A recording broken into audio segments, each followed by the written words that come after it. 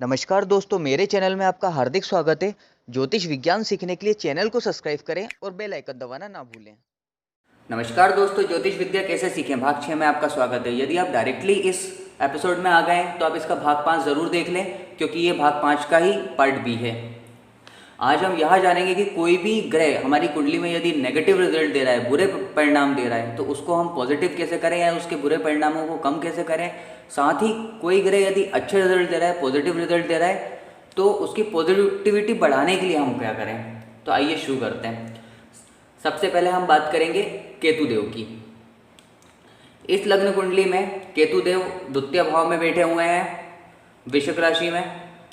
वृश्चिक राशि में सदैव केतु देव नीच के परिणाम देते हैं, तो केतु देव यहाँ पे आपके मारक ग्रह हुए, इस जन्म कुंडली में बुरे परिणाम देने वाले ग्रह हुए। तो केतु देव की जब भी दशा या अंतर्दशा चलेगी, उस समय केतु देव इस घर से रिलेटेड आपको बुरे परिणाम देंगे, जैसा कि हमारा द्वितीय भाव कुटुंब, भाषा, धन लाभ के लिए देखा जाता है। इन सारी चीज़ों से रिलेटेड प्रॉब्लम होगी। इसके बाद इनके पास, केतु देव के पास 3 दृष्टियाँ हैं, 5, 7 और 9। तो केतु देव साथ ही आपको इस घर से रिलेटेड रिजल्ट भी देंगे बुरे। देखिए 1, 2, 3, 4, 5 दृष्टि संबंध बना रहे हैं यहाँ से ये। तो जैसा कि ये षष्ठम भाव है, षष्ठम भाव पे इनकी दृष्टि पड़ेगी, जो कि हमारा कर्ज का होता है, रोग का होता है, हमारे दुर्घटना का होता है। इनकी दशा अंतर्दशा में हमारी दुर्घटना के योग बनेंगे, दुर्घटना हो सकती है, दुर्घटना करा सकते हैं ये। इसके बाद इनकी 7वीं दृष्टि पड़ रही है अष्टम भाव में। तो ये वाला घर, ये भी हमारा बुरा माना जाता है, ये भी हमारा मृत्यु का होता है, कष्ट का होता है। गुप्तांग में कोई समस्या आ जाती है तो वो भी हम यहीं से देखते हैं। तो इस घर से रिलेटेड बुरे रिजल्ट प्रोवाइड कराएंगे, ये हमें देंगे।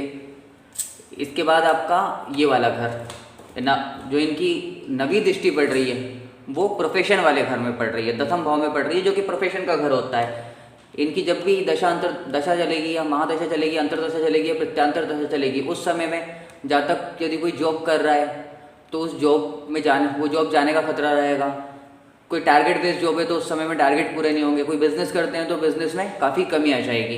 तो यहाँ पे केतु देव हमें बेड रिजल्ट देने वाले ग्रह हो गए इनकी दशा अंतर्दशा में। तो हमें इनके नियमित उपाय करने होंगे। केतु देव के लिए हम क्या उपाय कर सकते हैं? किसी भी जातक की कुंडली में केतु बुरा है, तो केतु बुरे परिणाम दे रहे हैं केतु देव, तो उस कंडीशन में यहाँ पे हम बहते पानी में हर शनिवार को कोयले प्रभावित कर सकते हैं, साथ ही रम प्रभावित कर सकते हैं, रम डाल सकते हैं बहते पानी में। इससे हमें विशेष लाभ होगा। साथ ही रोज कुत्तों को कुछ ना कुछ खिलाएं।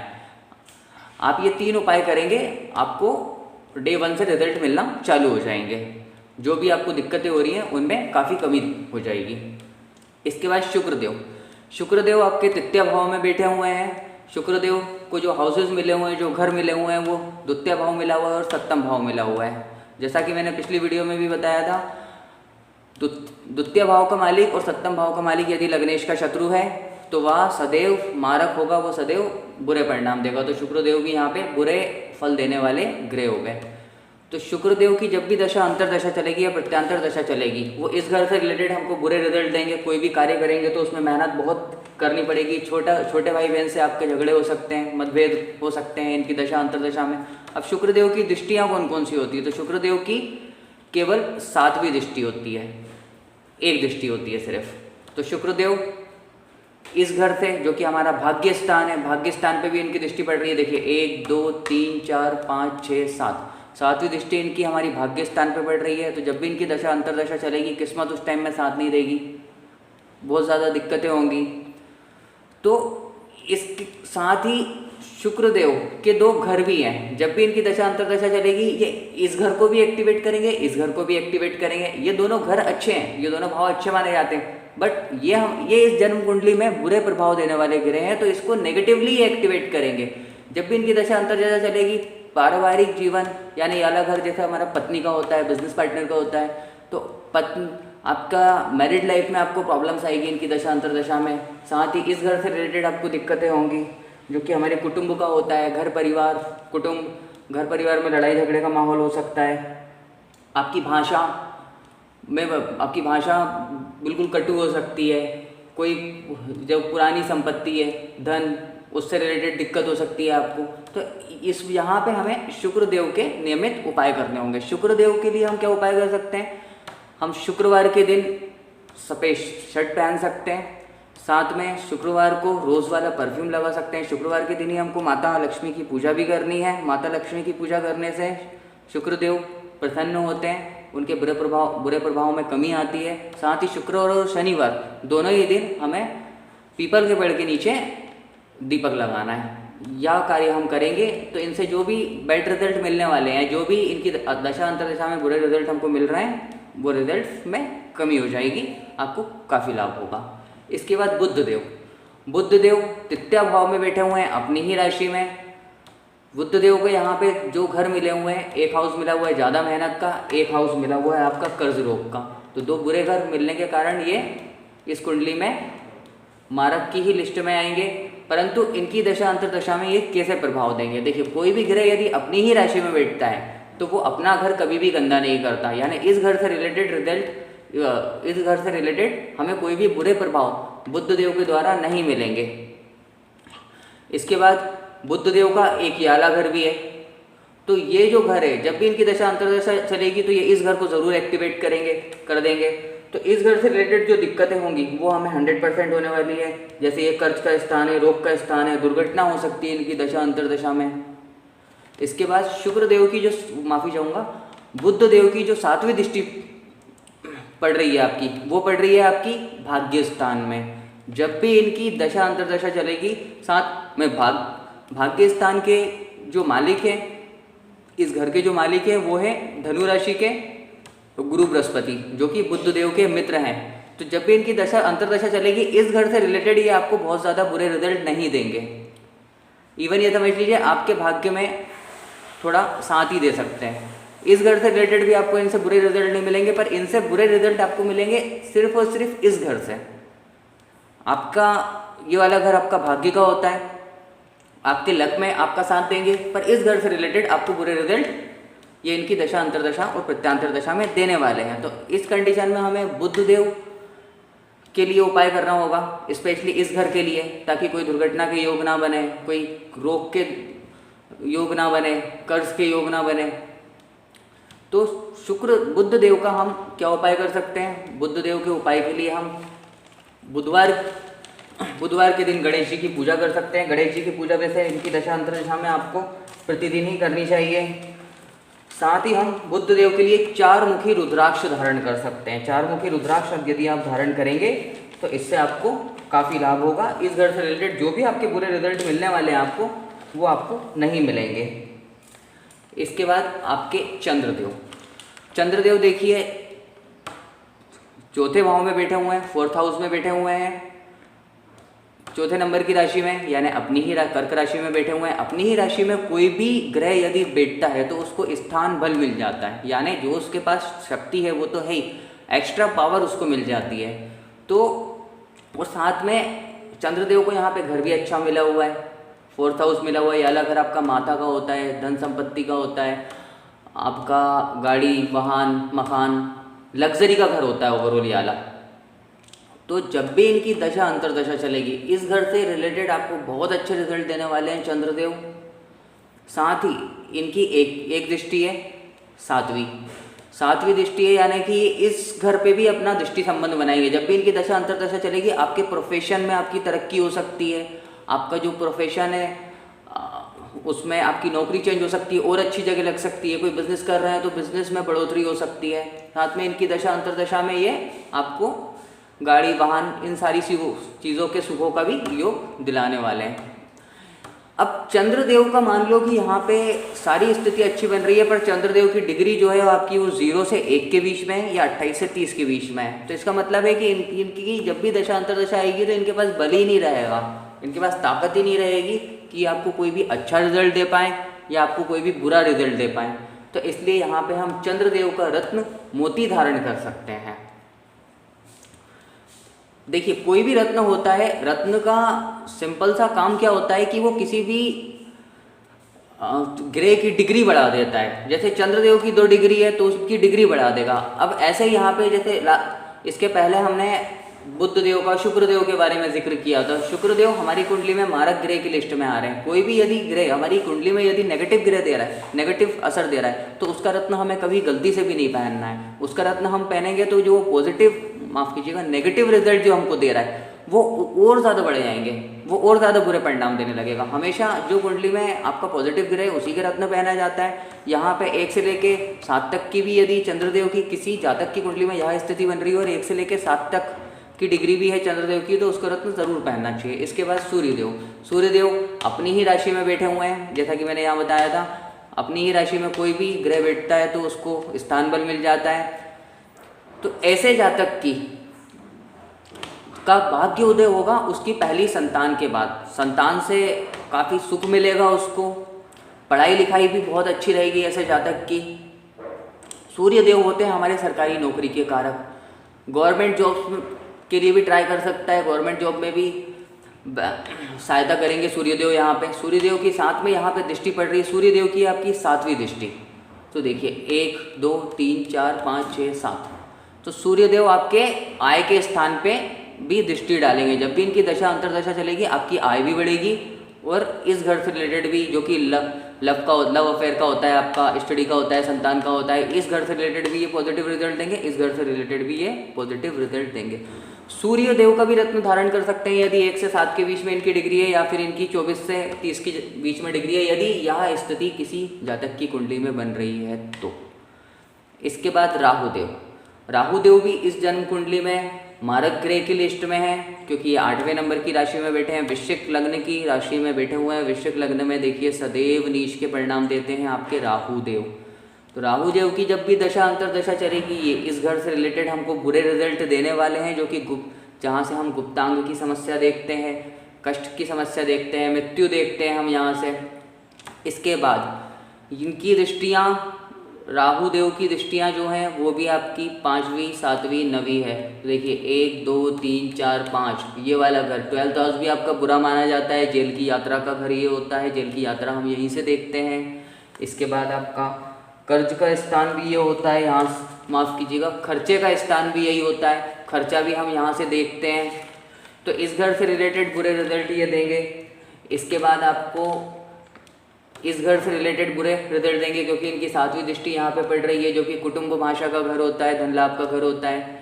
इसके बाद ये इस घर से रिलेटेड आपको बुरे रिजल्ट देंगे, जो कि आपका लग्जरीज का होता है। यदि आप कोई गाड़ी वाहन लेने वाले हैं, मकान लेने वाले हैं, तो इनकी दशा या अंतरदशा उसमें उस सिचुएशन में चालू हो गई तो ये इन सारी चीज़ों में रुकावटें डालेंगे। अब राहुदेव के यहाँ पे हम क्या उपाय कर सकते हैं? राहुदेव के उपाय करने के लिए हमें रोज़ाना चींटियों को आटा खिलाना चाहिए, ये सबसे बेस्ट उपाय है, इससे काफ़ी लाभ होगा आपको।